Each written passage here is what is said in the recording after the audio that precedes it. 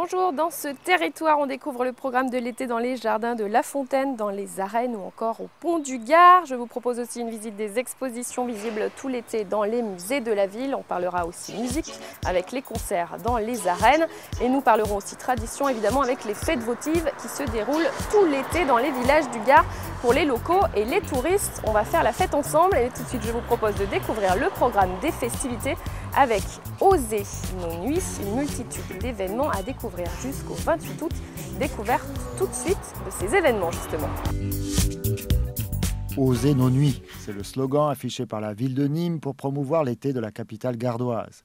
Des nuits au jardin du 24 juin au 3 juillet avec des artistes comme Alain Souchon ou Christophe Willem, jusqu'à Musique au cloître pour le classique fin août. La ville va passer par tous les genres musicaux, sans oublier les désormais traditionnels et très courus Jeudis de Nîmes. On a voulu cette année encore faire une programmation sur l'ensemble de l'été, c'est-à-dire juin, juillet, août. Et c'est vrai que la programmation qui est proposée cette année est très éclectique, avec pas mal de choses dans les arènes, dans les jardins de la Fontaine, sur les places de Nîmes, avec des spectacles pour tous, à tous les niveaux. Pour toutes les bourses aussi, puis il y a des spectacles gratuits, je crois que c'est important de le rappeler. On a voulu aussi faire autant de spectacles parce que, je le disais à l'instant, les commerçants ont souffert et souffrent encore et vont souffrir encore quelque temps sur les travaux. Donc on a voulu aussi leur permettre de bien travailler cet été. Ça a été le cas l'an dernier. Les jeudis de Nîmes se sont étoffés. Cette année, il y aura 9 jeudis dans l'été, puisqu'il y en a 5 en juillet et 4 en août. Donc là aussi, développer cette démarche dans d'autres places. On l'avait fait l'an dernier sur le square de la Couronne. On travaille sur une idée aussi sur la place Montcalm, par exemple. Donc un éventail beaucoup plus large de spectacles et des lieux différents. Et avec des pointures comme Mika, Mark Knopfler, ZZ Top, Jacques Dutronc, Jamiroquai, M, Christophe Maé ou encore Roberto Alagna, les arènes devraient drainer un très large public. Encore faut-il arriver à séduire ces stars internationales. Il faut savoir que lorsque nous tapons, bien sûr, dans des artistes de registres mondiaux ou même européens, on n'est pas les premiers placés. C'est-à-dire que l'artiste fait une tournée mondiale, une tournée européenne, et lui, là, il faut que la ville se place dans le marché. Parce qu'ils ne peuvent pas faire toutes les villes. Et vous avez compris ce que je veux dire, c'est la ville qui sera la plus intéressante pour eux, vers laquelle ils vont aller faire leur concert. À ne pas rater non plus le réalisateur dans la ville fin juillet avec Jean Becker, ou encore la féerie des eaux pour fêter en août les 250 ans des Jardins de la Fontaine. Vous l'aurez compris, le programme est riche. Je suis sûre que vous trouverez votre bonheur tout au long de cet été avec notamment un réalisateur dans la ville qui se tient du 26 au 30 juillet dans les jardins de La Fontaine. L'invité cette année, c'est Jean Becker. Des projections gratuites en plein air. Il y aura aussi des concerts dans les arènes, je vous l'ai dit tout à l'heure, avec en ouverture Stevie Wonder, c'est le 4 juillet, suivi de Pink le 6, ZZ Top le 19 ou encore Gossip le 15. Jacques Dutronc sera là, lui, le 19 juillet, Mika le 20 juillet. Le lendemain, c'est Jamiroquai, le 21 juillet, donc avec en première partie Wax Taylor. Le 22 juillet, c'est Mark Knopfler. Et M terminera donc les concerts dans les arènes pour ce festival de l'été dans les arènes en concert, en musique. Le 24 juillet, M, qui est d'ailleurs complet pour les concerts. On va maintenant partir du côté du guide de Petit Futé, qui est disponible, lui, depuis une dizaine de jours. Le guide du Petit Futé Nîmes-Gare propose un large choix de balades, d'adresses gastronomiques, bucoliques, des restos, des sorties. Présentation donc d'un guide qui s'adresse aussi et avant tout aux Nîmois et aux Gardois, mais bien évidemment aussi aux touristes puisqu'il est disponible dans toute la France. Présentation avec Nicolas Pinchino.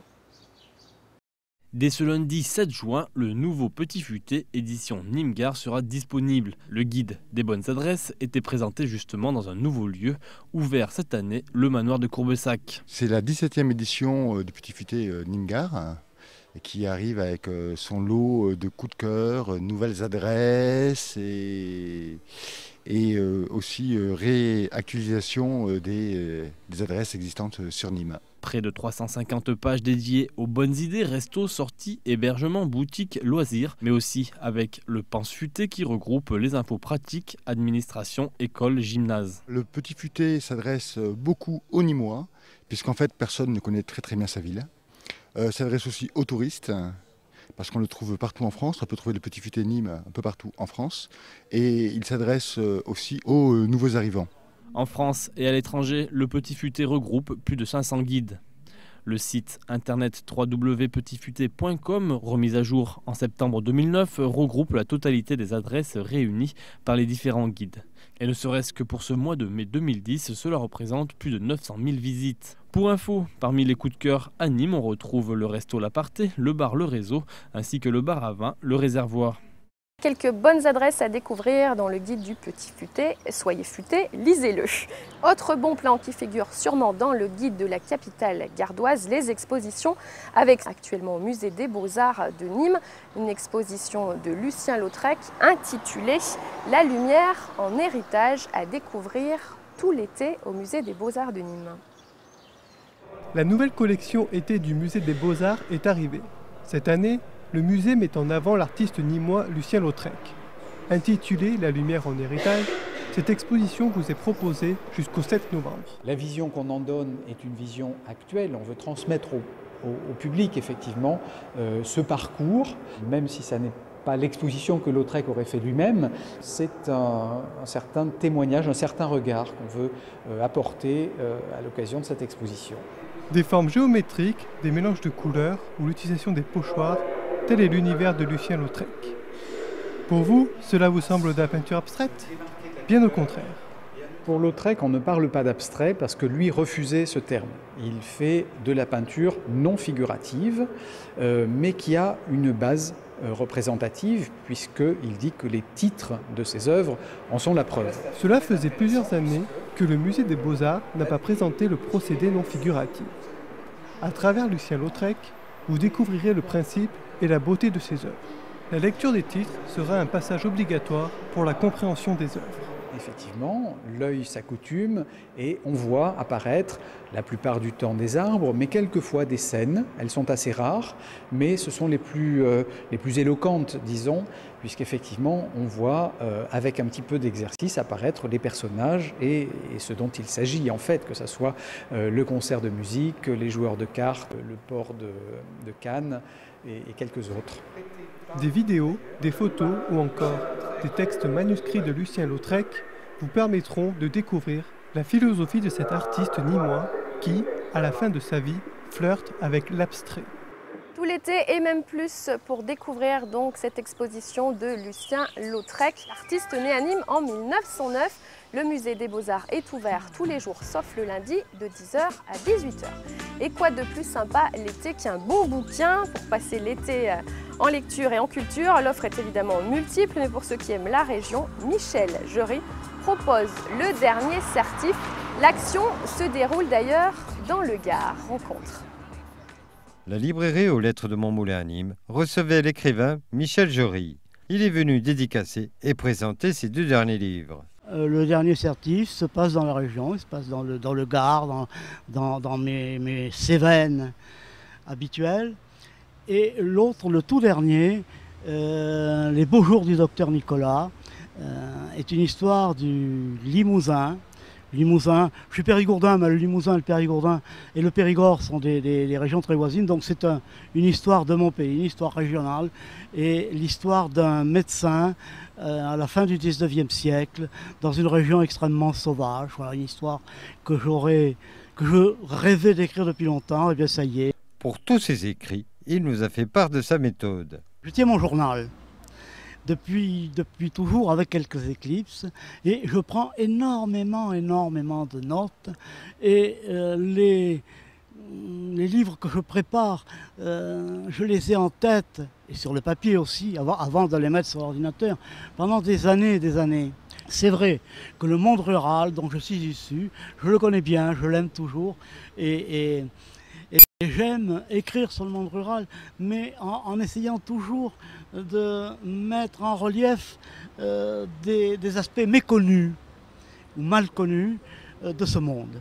Le proche avenir de l'écrivain Michel Jury ne va pas être de tout repos. Oui, je suis en train de mettre la dernière main à un roman, encore un roman rural, où les souvenirs d'enfance jouent un rôle important.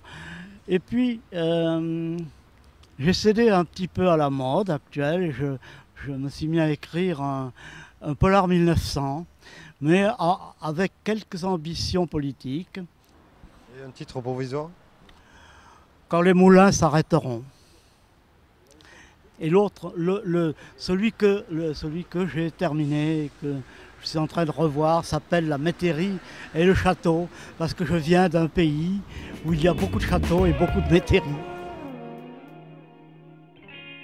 Et autre découverte après le musée des Beaux-Arts, tout à l'heure, on se dirige près de la Maison Carré, au Carré d'Art pour l'exposition de Gérard Gazurowski, plasticien contemporain, né à Paris en 1930. L'artiste est mort à Lyon en 1986. Présentation de cette exposition, visible également tout l'été à Nîmes.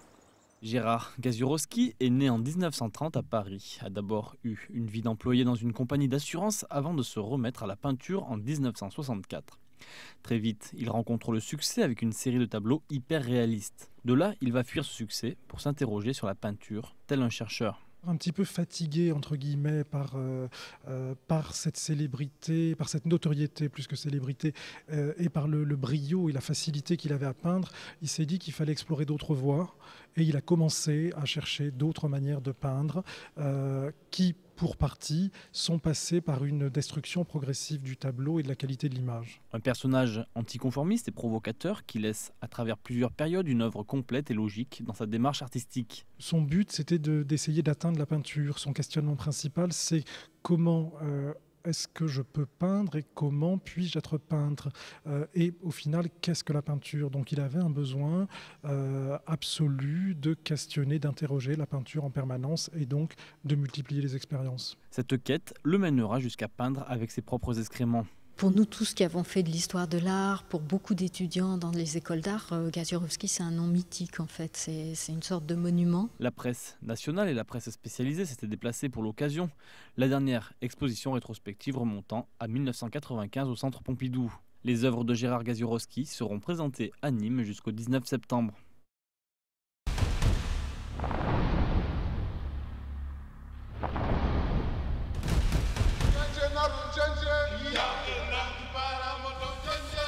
Je propose une autre façon de comprendre le culte du taureau en Afrique.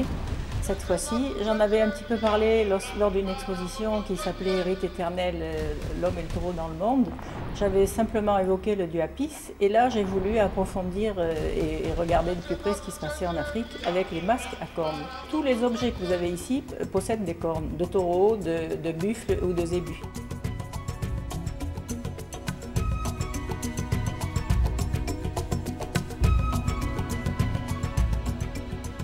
Cette affiche, déjà le titre d'Acabruto, c'est un rite qui a lieu en Guinée-Bissau et c'est du portugais, ça veut dire vache sauvage. Ça évoque les rites d'initiation. Le jeune homme va revêtir ce masque pour passer à ses 17 ans, pour passer à l'âge adulte et avoir évidemment la force et les pouvoirs du taureau, être aussi bon, aussi brave qu'un taureau. Si j'ai choisi ça, c'était parce que j'avais besoin, pour mon public, si vous voulez, de trouver une image qui fasse penser le plus possible à la tauromachie espagnole ou camarguaise. C'était le lien, quoi, parce que je ne fais pas ça par hasard. Il fallait une bête qui fonce.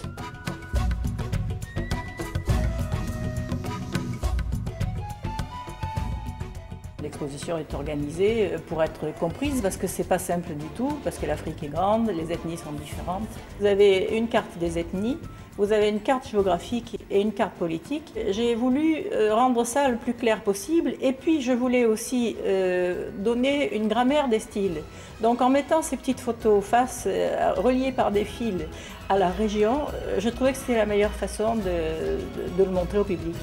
Et du reste, ça se voit. Vous avez des masques qui se ressemblent et après, on peut aller chercher l'ethnie.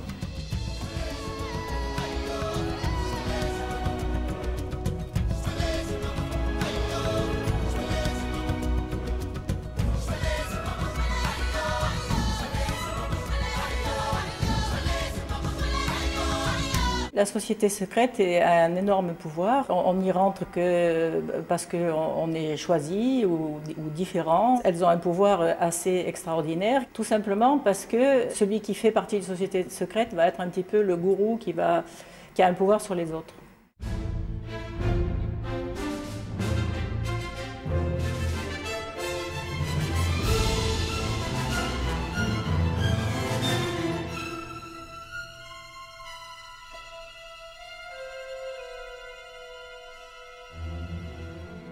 Là, j'ai voulu présenter les rites, les différents rites, et expliquer que ce masque, les masques seuls ne voulaient rien dire, qu'ils n'étaient consacrés que lors de cérémonies devant les sorciers, devant tout le monde, si vous voulez. Autrement, le masque en lui seul peut être inerte, tant qu'il n'a pas servi à une cérémonie.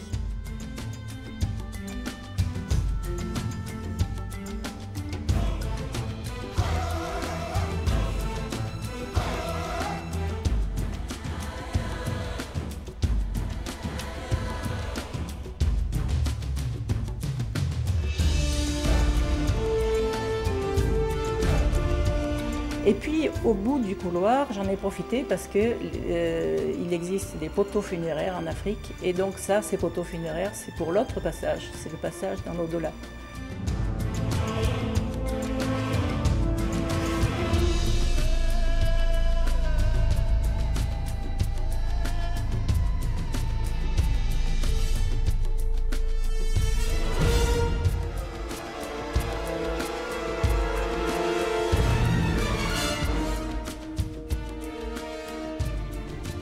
La savika, c'est la tauromachie malgache, à Madagascar. Les jeunes dans les rizières s'amusent, se saisir, les attraper. Ce sont des attrapailles, mais eux s'accrochent à la bosse du zébu. C'est devenu un jeu officiel avec arènes, comme des bouvas de Camargue. Hein. Et c'est officialisé et c'est un jeu très prisé. Maintenant, ils se préparent, vous avez des entraîneurs. Et il faut voir le film pour le comprendre.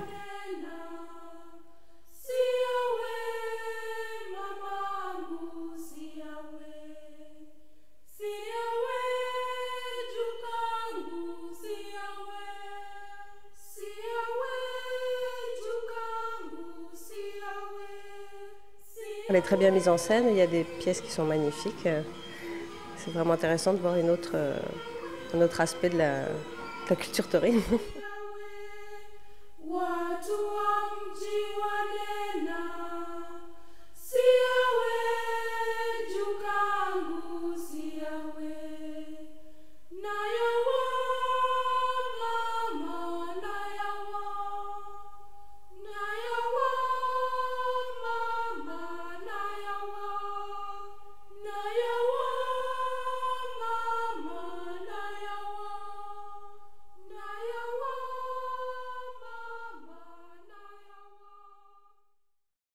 Le musée pour se cultiver, la balade pour s'aérer, direction le domaine d'Escat.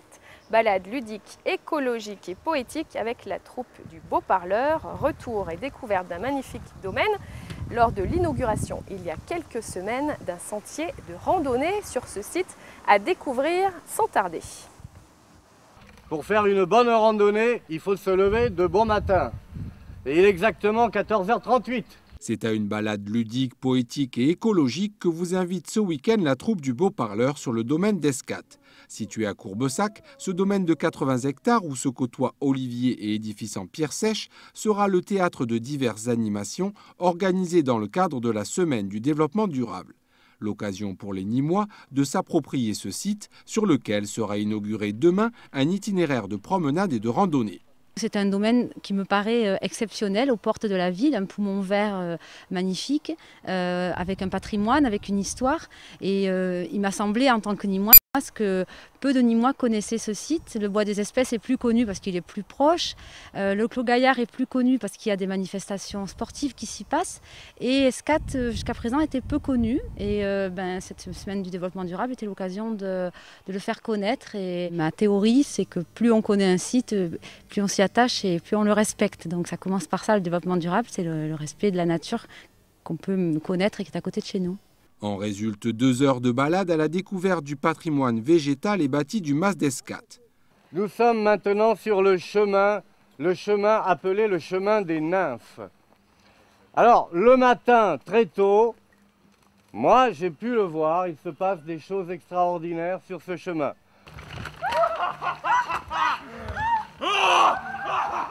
Une balade rocambolesque émaillée de rencontres improbables et où chaque édifice voit son nom et sa fonction revisités entre légendes et histoires vraies. La capitale devient un abribus, vous grimperez au sommet de la tour de la Grande Sagesse et découvrirez la véritable légende de Font-l'Abbé. Les gens de Courbesac disaient que la fontaine était hantée et qu'il ne fallait surtout pas y aller à la nuit tombée. Et le prêtre, enfin l'abbé du village, lui, il n'était pas content que ses paroissiens croient à ce genre de fariboles et de fariboles diaboliques. Donc un jour il a dit « je vais vous prouver qu'il n'y a pas de monstre et que la fontaine n'est pas hantée ». La suite de la légende de Font-l'Abbé, vous l'aurez compris, est à découvrir ce week-end au domaine d'Escattes. Le départ est fixé à 14 h samedi et dimanche, mais si la randonnée théâtrale est bien gratuite, il vous faut réserver au 04 66 27 76 37. La randonnée théâtrale est bel et bien terminée, mais vous pouvez évidemment découvrir le domaine de 80 hectares par vous-même. Ça vaut le détour avec des champs de fleurs à admirer. Je vous le conseille. On va marquer une courte pause, on se retrouve juste après la pub.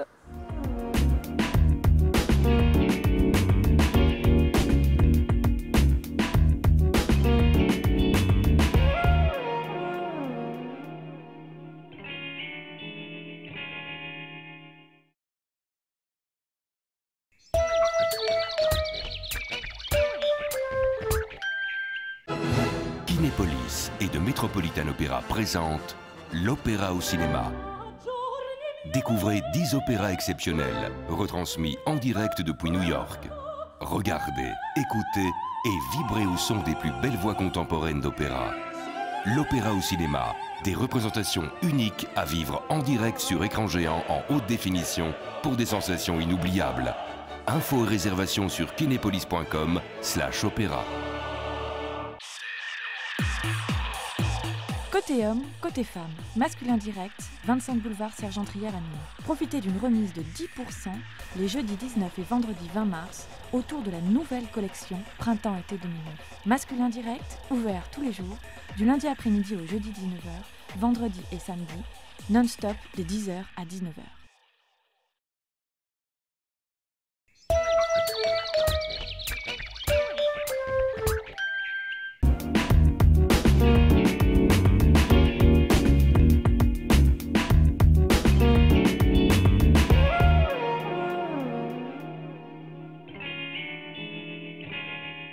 Deuxième partie de territoire consacrée aux balades, aux sorties, aux festivités de l'été.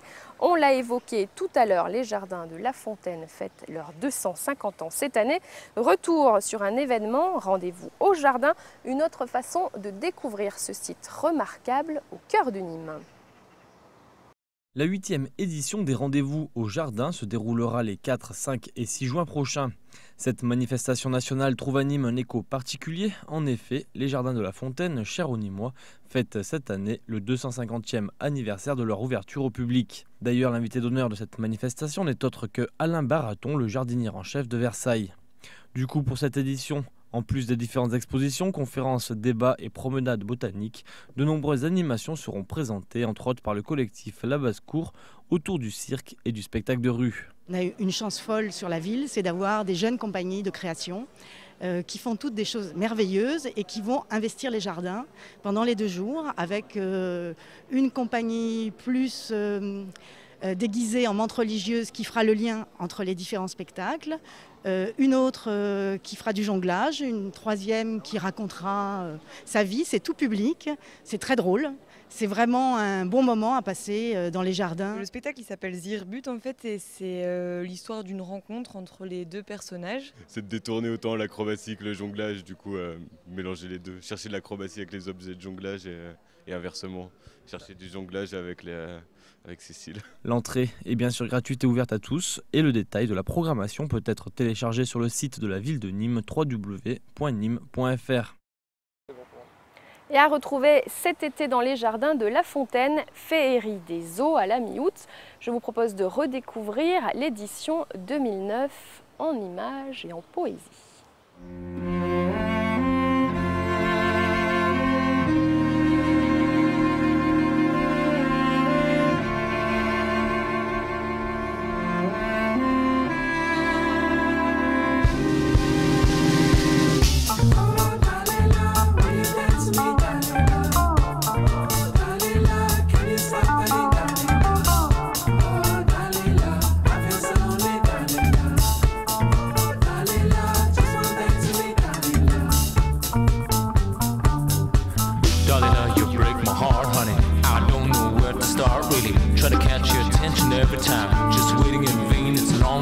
Dalila, you break my heart, honey. Your light shines for me, it ain't funny. Couldn't get my eyes off of you. At your papa's Sunday barbecue.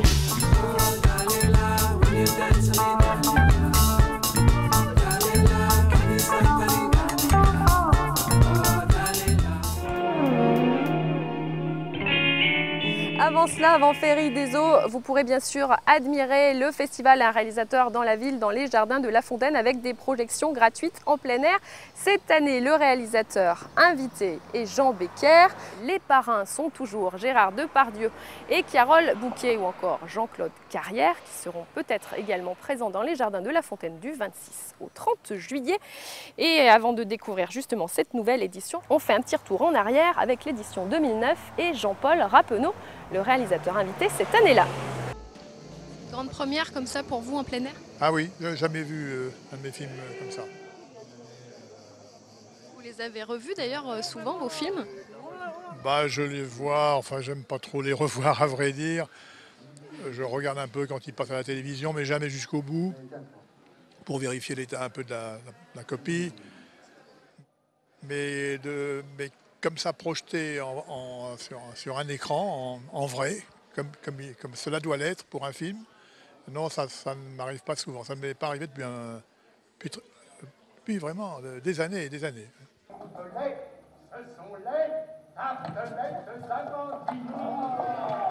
Vous n'êtes pas gourmande? À me rendre malade. Bon, voici 2 sonnets de Monsieur Benserade que je vous remplis de darigues. Aimez-vous le gâteau qu'on nomme Petit Chou? Oui. Vous aimez les gâteaux frais? J'en suis férue. Veuillez aller manger tout ceci dans la... C'est l'ouverture aujourd'hui du festival Un réalisateur dans la ville. Quel souvenir vous gardez, vous, de votre tournage avec Jean-Paul Rappeneau? C'était un réel émerveillement, c'était un vrai bonheur et pourtant il y avait toutes les raisons pour que j'ai peur et que je m'inquiète parce que j'avais été l'interprète de Cyrano au théâtre près de 300 fois, donc c'est toujours difficile de lâcher son rôle, de l'abandonner. Mais c'est ce que j'ai toujours dit, si ça n'avait pas été l'un des plus grands acteurs au monde, si ce n'est l'un des 2, 3 plus grands acteurs au monde, c'est-à-dire Gérard Depardieu, qui s'en était tempéré, je ne l'aurais pas accepté. Je l'ai fait parce que bon, bah, voilà, c'était incontournable. Et puis j'avais eu tout le temps de me rendre compte que De Guiche était un rôle magnifique. Et puis en plus la production qu'assurait René Klettmann, l'adaptation qui avait été faite mais magnifiquement par Jean-Claude Carrière. Et j'insiste là-dessus parce que beaucoup de gens pensent que c'est le texte exact de Rostand. Pas du tout. Il est totalement retravaillé, recousu, remodernisé, revisité par Jean-Claude Carrière d'une façon absolument exceptionnelle et par Jean-Paul Rappeneau. Alors c'est vrai que tout ça a constitué un petit miracle dans ma vie et que je ne manque jamais de saluer. Voilà. Vous pourriez amuser mon oncle Richelieu et je veux vous servir auprès de lui. Grand Dieu. Vous avez bien aimé les 5 actes, j'imagine. Oui, une tragédie. Appelée Agrippine. Portez-la lui. Vraiment? Il est des plus experts, il vous corrigera seulement quelques vers. Impossible, monsieur. Mon sang se coagule en pensant qu'on y peut changer une virgule. Vous êtes fier? Vraiment? Vous l'avez remarqué? Bien évidemment le projet au départ, puisqu'on l'a inventé avec Sophie Rigon quand elle cherchait à faire quelque chose pour la ville de Nîmes. C'est vraiment venu d'un geste spontané, généreux, en disant qu'est-ce qu'on peut faire en plein été pour donner de la vie, pour que les gens se retrouvent, quelque chose qui serait gratuit, une rencontre. Elle pensait beaucoup à de la musique. À ce moment-là, je lui dis, écoute Sophie, moi une chose sur laquelle je peux aider, bien évidemment, c'est le cinéma. Et puis, c'est vrai qu'il n'y avait plus du tout, maintenant ça commence à revenir, du cinéma en plein air. Moi, j'adore ça. On ne peut pas le faire dans beaucoup d'endroits, parce que, par exemple, il y en a à Paris, mais je peux vous dire que là, à Paris, sur les derniers jours, plusieurs fois j'ai voulu y aller, il tombait les cordes. Donc, il faut malheureusement aller dans le Midi pour que ça marche. Les conditions étaient réunies, c'est une ville magnifique. Les Jardins de la Fontaine, vraiment, c'est un spectacle en soi, rien que d'aller là, d'aller voir un film sous les étoiles. Voilà, c'est des belles soirées, c'est des soirées en même temps, j'espère qu'ils donneront des souvenirs aux spectateurs, aux jeunes, aux enfants. Ces souvenirs d'été comme ça, sous les étoiles, on partage un moment ensemble.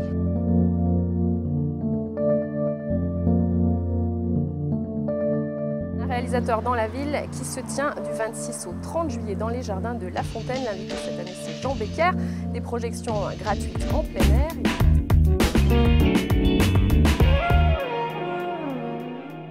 Et quoi de meilleur pour découvrir une région que de déguster ses bons produits? Un éventail de saveurs aux Journées méditerranéennes des saveurs, c'est ce que je vous propose de découvrir, pour découvrir également tous les producteurs locaux et régionaux que vous pouvez rencontrer toute l'année et l'été pour les touristes. Excite les JMO, place au JMS. Le temps d'un week-end, l'esplanade Charles de Gaulle est devenue la vitrine des produits du terroir gardois. À l'olive et son huile se sont donc rajoutés le pélardon, le miel, le riz, le sel, le taureau de Camargue, l'agneau des Cévennes, la cerise, l'abricot, l'oignon doux, le raspaillou et j'en passe. En bref, un événement que les producteurs gardois n'auraient raté pour rien au monde. C'est l'exemple type des manifestations où il faut que l'on soit, c'est les Journées méditerranéennes des saveurs. On sait très bien que dans les boulangeries, il y a de multiples saveurs qui sont présentes, donc je crois qu'on est là. On présente en plus le raspaillou, qui est un produit purement gardois. J'ai beaucoup entendu parler dans les discours de développement durable, de circuits courts.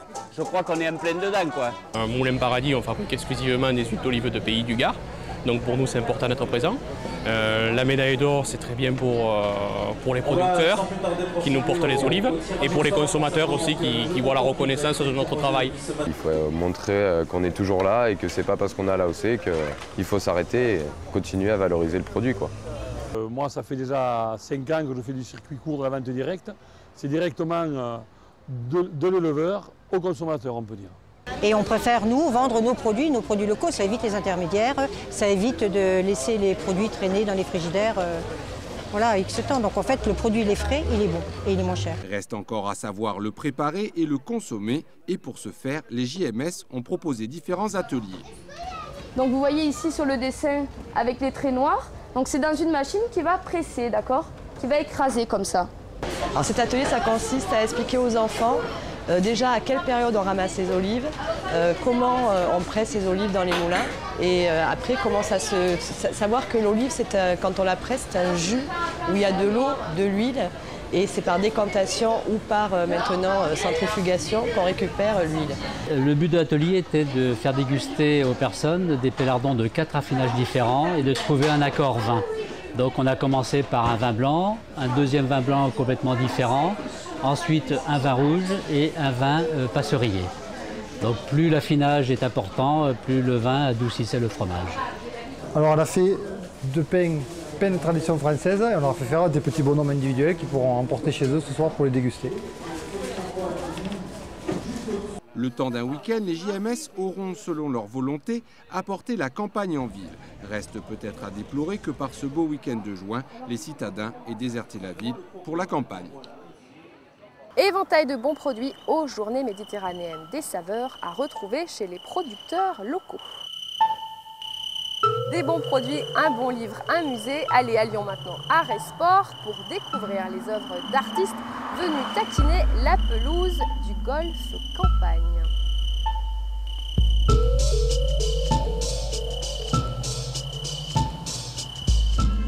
L'art s'invite au golf. Sur les murs, dans les couloirs, avec des formes plus que généreuses, et même jusqu'à s'afficher dans les vestiaires. Le contemporain prend d'assaut le domaine du golf de Campagne. L'objectif de cette initiative, apporter une autre vision du sport à travers l'art et les artistes qui le travaillent. Ainsi, Pierre David, Broche, Bottero fournissent des clés de lecture à leur œuvre, des outils de détection, d'émotion, pour faire du présent une base de réflexion et une matière pour le futur.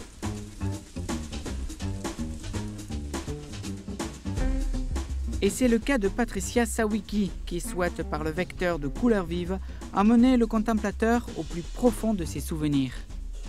Il faut connaître l'artiste, c'est pareil, quand on achète un tableau, on n'achète pas un tableau, on achète un morceau de la vie de l'artiste.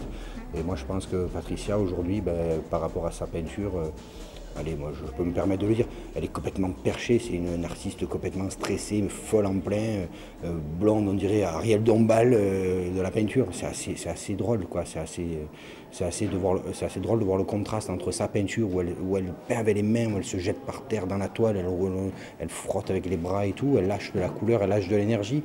Et ce petit bout de femme, en fait, toute fine, toute stressée, voilà, ces paradoxes, ces contradictions qui sont super intéressantes. Autre découverte, celui du travail de Mathias Benoît. Ce créateur désire par son art sortir les gens du côté dépressif et monotone de la vie quotidienne. C'est coloré, c'est vif, dynamique, ça bouge. Quelque chose de spontané, ma peinture, ça vient comme ça, d'un coup je vais arriver, je vais peindre parce que j'en ai envie de suite, quoi. Ce que je ressens sur le moment, mes émotions, mes impressions. Je suis heureux d'avoir exposé au Golf Campagne, une œuvre quand même qui fait 4 mètres carrés, dans un beau lieu, avec des artistes, Ben qui me soutient, ça fait vraiment plaisir. Et il n'y a pas qu'à lui que cela fait plaisir, car Benoît Morin du Colibri est tombé sous le charme d'un univers difficile à expliquer avec des mots. Pour le comprendre, il faut le vivre de l'intérieur. C'est un tourbillon d'émotions, c'est tellement perceptible et c'est tellement personnel que je ne pourrais pas vous dire exactement ce que je ressens, mais chaque toile m'émeut différemment parce qu'elle est dynamique, elle est souple, elle est tendre et en même temps elle est sensuelle.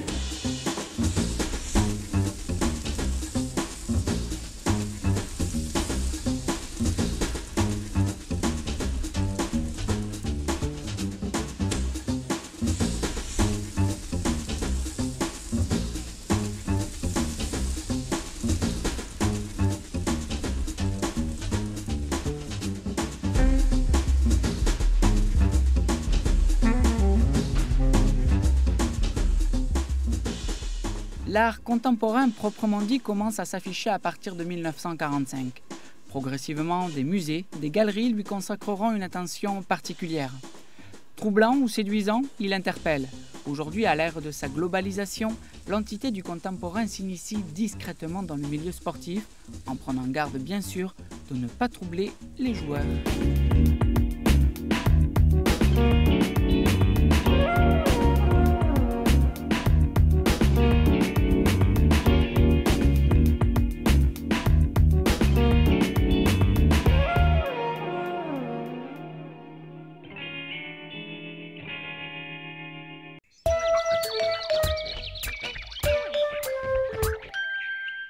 On attend quelqu'un ? Oui, la livraison des courses. Alors, je me connecte sur intermarché.com, je donne mon code postal, je parcours tranquillement les rayons, je commande. Ensuite, je choisis le moment de ma livraison et là, il n'y a plus de rupture de la chaîne du froid. Eh bien, je vais chez Intermarché Nîmes-Vacrolles, mais par Internet. Et pour payer ? Bah, la livraison.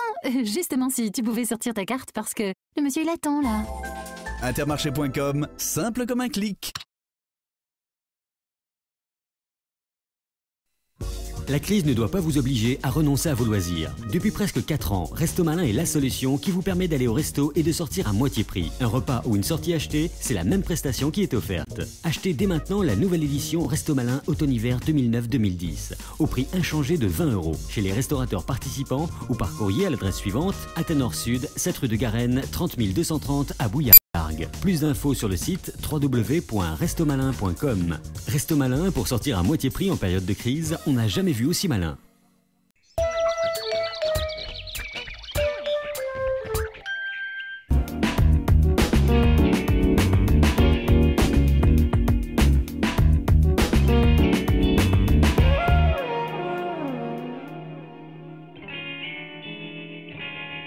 Nous voici maintenant dans la troisième et dernière partie de territoire. Une ville se compose aussi de quartiers. On parlait littérature tout à l'heure. Et bien voici la découverte d'un roman jeunesse dans le quartier de Val-de-Gour. Les jeunes lecteurs ont remis un prix littéraire. Promouvoir la littérature jeunesse auprès d'un public du quartier Val-de-Gour, C'est l'objectif de ce prix littéraire. Pour sa 9e édition, 620 élèves de CM2 6e des collèges Diderot, Condorcet, Jules Verne et les écoles primaires des quartiers Pissevin y ont participé. En fait, il est parti sur l'idée qu'on cherchait un moyen d'amener nos élèves à la lecture, mais une lecture plaisir, une lecture autonome et une lecture personnelle, de sortir de lecture purement scolaire. Donc il y a quelques années, on s'était posé la question avec 2-3 enseignants, notamment avec M. Bourdoiseau. C'est le dernier enseignant qui reste, l'ancêtre, on va dire, du prix littéraire. On a monté ce projet parce que pour nous, c'était moyen de lire, mais surtout d'avoir un projet gratifiant et qui en même temps permettait à ces élèves de ces quartiers de travailler la lecture autonome, mais en même temps de montrer une autre image du quartier que l'image qu'on a le plus souvent par rapport à ce quartier de Val-de-Gaulle. Cette année, le prix a été décerné à Elisabeth Bramy pour le livre « Chère Madame ma grand-mère » chez Nathan Poche. Un auteur qui, vous allez le voir, connaissait déjà la capitale gardoise. Je suis venue à Nîmes il y a des années pour un salon du livre qui avait lieu dans les arènes. Et puis apparemment j'aurais dû venir il y a 9 ans puisque j'ai appris que j'ai eu un prix pour Talou qui t'aime au Seuil. Mais personne ne me l'avait dit, l'éditeur a dû oublier.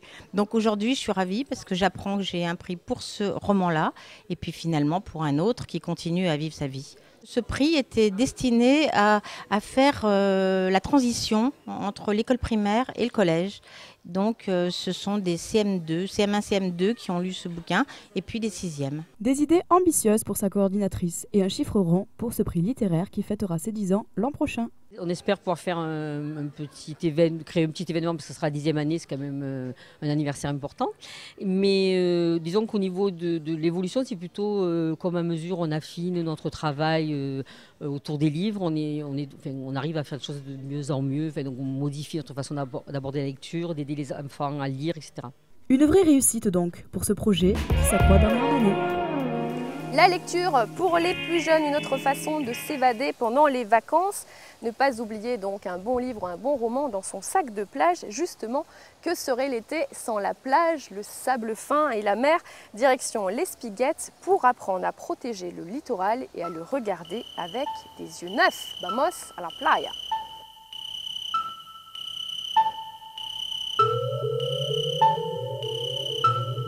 Protéger les milieux naturels fragiles, sensibiliser les estivants et les canaliser au travers des dunes, tels sont les principaux objectifs du projet européen Life Like Nature.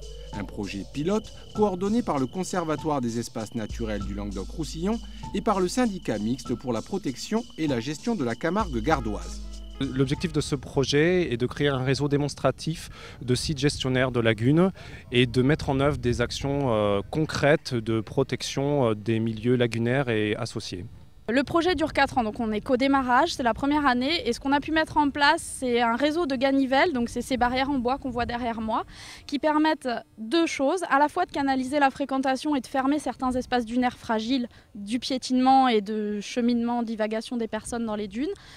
Et leur second rôle, c'est d'aider la dune à se reconstruire en accumulant le sable derrière. Elle permet à la dune de se stabiliser, de se végétaliser et donc de perdurer. Financés pour moitié par la Commission européenne, ces aménagements ont aujourd'hui reçu la visite d'une délégation venue s'assurer de l'avancement du projet. Ils sont chez eux, ils savent ce qu'il y a à faire. Il leur manque un peu de moyens financiers, on les aide de ce point de vue-là et on vient se rendre compte que l'argent est bien dépensé et qu'ils font un travail qui se progresse. Ils ne sont pas encore finis, donc ils n'ont même pas mi-chemin du projet, mais je suis très optimiste pour le bon déroulement du projet. Nous avons, il y a 3 ans déjà, mis 16 000 € de protection dunaire et nous allons faire cette année, c'est-à-dire fin 2010, début 2011, 32 millions encore de nouveaux travaux. Pourquoi faire? Pour l'intrusion marine, pourquoi faire? Pour protéger notre environnement, notre faune, notre flore et notre milieu naturel, bien entendu. D'un montant de 300 000 € supporté par moitié par l'Europe, ces travaux devraient prendre fin d'ici la fin d'année 2013. Restera à tout à chacun à respecter l'environnement, ce qui n'est pas gagné dans les dunes de l'Espiguette. Allez, après la plage, la fête, comme vous le savez, j'en suis sûre. Nous vous proposons encore cette année le journal des fêtes votives. Avant de vivre à fond l'édition 2010, retour sur l'édition 2009 avec le gagnant de l'an passé, le village de Montfrin, qui a totalisé le plus de vues sur Internet sur notre site www.telemiroir.com. Retour sur ce JT des fêtes votives.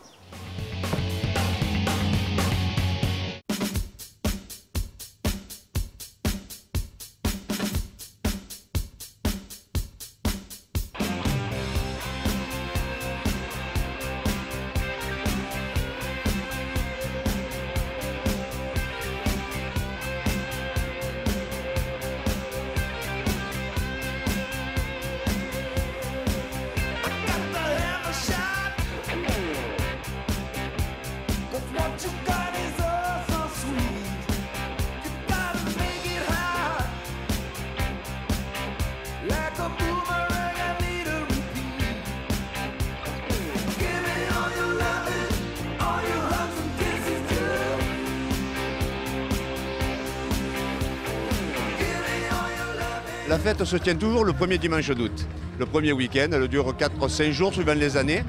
Mais cette année, on a fait pratiquement 5 jours. Quand la boiteuse s'en va au marché, quand la boiteuse s'en va au marché, elle n'y va jamais sans son panier, elle n'y va jamais sans son panier. Et elle s'en va le long de la rivière, tortillant du cul, des fesses et du derrière. Ah, jamais on a vu, jamais vu un aussi beau cul que celui de la boiteuse. Ah, l'on ne verra plus, ne verra plus une boiteuse avec un si beau cul sur l'air du tra-la-la-la, sur l'air du tra-la-la-la, sur l'air du tra-la-la-la-la-la-la. Vous savez, en période difficile comme tout le monde connaît, je crois que les bons moments de gaieté et d'enthousiasme sont toujours le bienvenu. Il faut surtout pas oublier les olives et les petits salés. Demandez gentiment au patron de vous le servir avec le glaçon. J'adore Rikun depuis des années, je suis fan.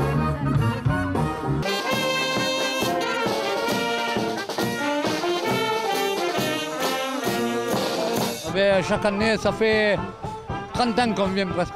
Pas moins, hein, parce que moi, il n'y a que 18 ans. Mais depuis que la peigne existe, on vient toujours là. C'était le temps des fleurs où je niquais ta sœur sur le divan de la salle à manger. Je disais encore, elle me disait plus fort, ça ne pouvait plus, j'étais à l'heure du cul. Salut Télé Miroir, vous allez bien? C'est en faisant n'importe quoi qu'on a n'importe qui. Rémi Gaillard dans les fêtes votives, ouais. Ça t'inspire, non? Pas mal. Bah ça m'inspire, surtout que je suis en train de discuter avec ton patron, c'est ça? Rémi Gaillard, je vais t'expliquer un truc. On est en train de négocier quelque chose là. Tout ce que tu feras, que tu mettras sur internet, sur la planète entière, tu seras à des années-lumière de ce que les gens y font dans les fêtes votives. Tu le sais ça? Bah, bien sûr que je le sais bien. Tu le sais ça? Et pourquoi je suis là à ton avis? Non mais franchement on s'amuse bien quoi. Et j'aime ça. J'ai découvert les taureaux l'année dernière et c'est presque devenu une passion.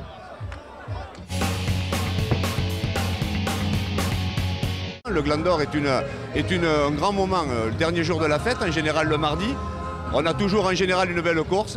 J'en profite d'ailleurs pour remercier le Club Taurin, l'équipe d'Yvan Villard, tous toujours fidèles au poste et très compétents dans leur domaine.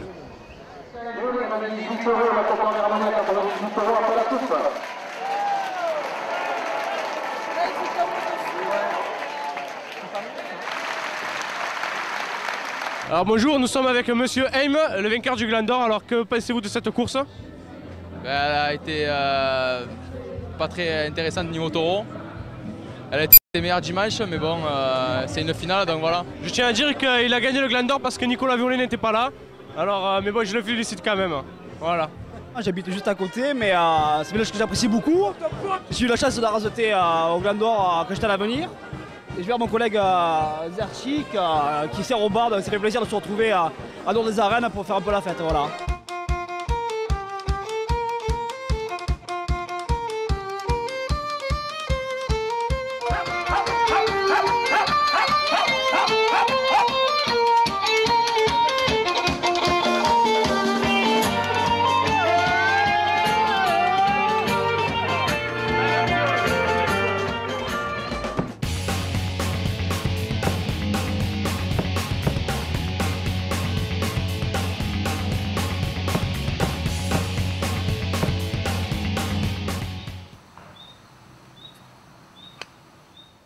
Et qui sera le gagnant cet été de notre concours du JT des fêtes votives? Eh bien, rendez-vous en tout cas le 5 juillet pour la première diffusion du premier JT et du premier village en fête. Ce sera le 5 juillet, notez-le dans vos agendas. On termine au Pont du Gard, le monument romain gardois qui attire le plus de touristes venus du monde entier le visiter. Et bien là, ils auront l'occasion de le visiter en lumière et s'émerveiller avec le magnifique spectacle du groupe F, Avant-goût en images pour vous.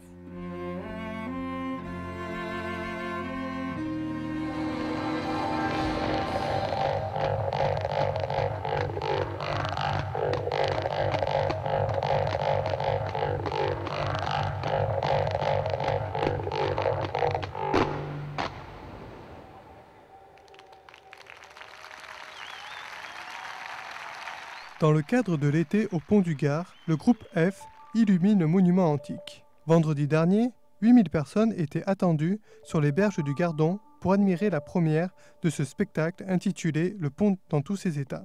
Cette année, l'aqueduc romain est le personnage principal de ce divertissement.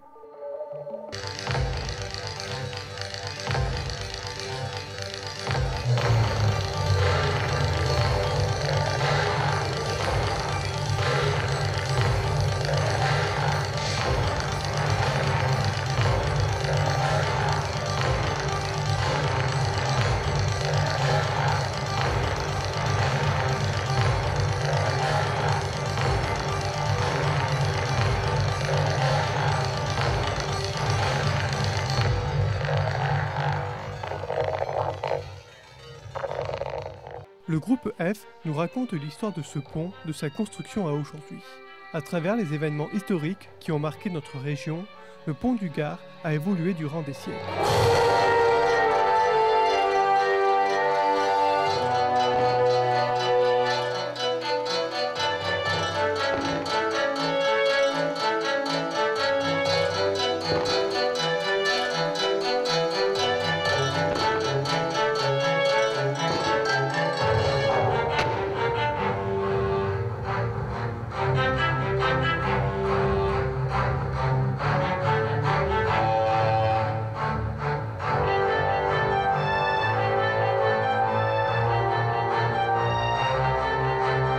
Nombreux sont les Gardois qui viennent au pont pour admirer cette merveille entourée d'un cadre paisible et féerique. Ce sont ces deux références que Christophe Bertonneau, directeur artistique du groupe F, transmet durant les dernières minutes du spectacle.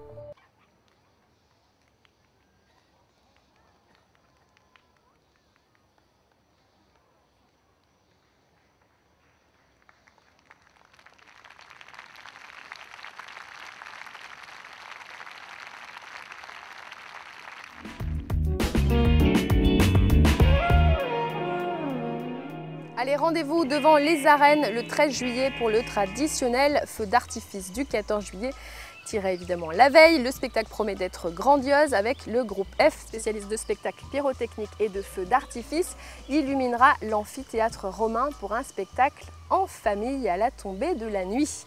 Nous arrivons au terme de cette émission Territoire. Vous retrouverez Pierre-Paul Castelli la semaine prochaine pour Forum. Bel été à tous et à très bientôt sur Télémiroir. Vous pouvez évidemment revoir l'émission sur notre site www.telemiroir.com. À très bientôt. Ciao.